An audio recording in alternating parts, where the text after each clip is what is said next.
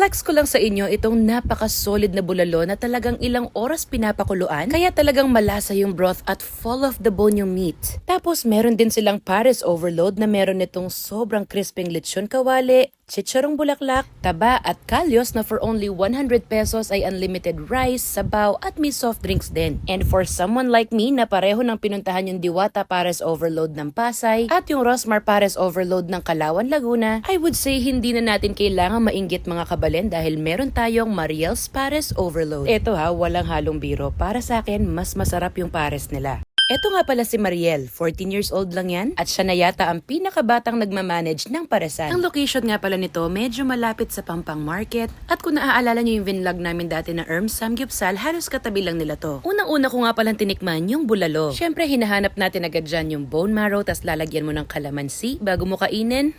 And this was actually a pleasant surprise. Ang sarap ng broth nila. Yung alam na alam mong pinakuluan ng matagal kasi nandun yung linamnam and yung fatty feels ng beef. And then yung meat, tignan nyo naman kahit hindi ka mag-effort talagang fall off the bone siya. After nyan, diretso naman tayo dito sa star of the show which is yung kanilang Pares Overload. Yung una ko napansin ang ganda ng pagkakagawa ng lechong kawali nila. Alam mo yung hindi na nanginginig yung taba sa loob, very crunchy na siya kaya hindi nakakaumay. And then yung kalyos sobrang lambot kahit hindi mo nguyain, it will melt in your mouth. Of course may chicharong bulaklak and taba. Tapos yung broth niya guys, hindi nakakasawa. Hindi siya matamis at all, it's very savory tapos hindi rin siya pinalapot gamit ang harina. Kaya ang sarap higupin ng sabaw. Ito naman yung kanilang papaitan na walang halong lansa or yung pagka-maanggo ng mga lamang loob. Solid option din yan. Tapos meron din silang fried chicken. Ito naman 120 with unlimited rice, soup at may kasama ring soft drinks. Kita nyo naman na talagang isang buong quarter leg din to. 24 hours nga pala sila ha at kapag ka afternoon hanggang gabi ang daming kumakain dito. Kaya nagpunta kami yung alanganing oras na 2 p.m. para masolo namin. Ito naman yung 2 pieces na pork barbecue, 100 pesos lang. Meron na ring soft drinks with unlimited rice and soup. Malambot yung pork at hindi masyadong mataba. Kung ayaw mo naman ng pares, pwede mo ring orderin yung lechong kawali at chicharong bulaklak na isa-serve lang na may sawsawang vinegar at rice. Grabe, sobrang happy ko dito sa bagong discover namin na food vendor sa Angeles City and I'm really excited na masubukan nyo rin sila.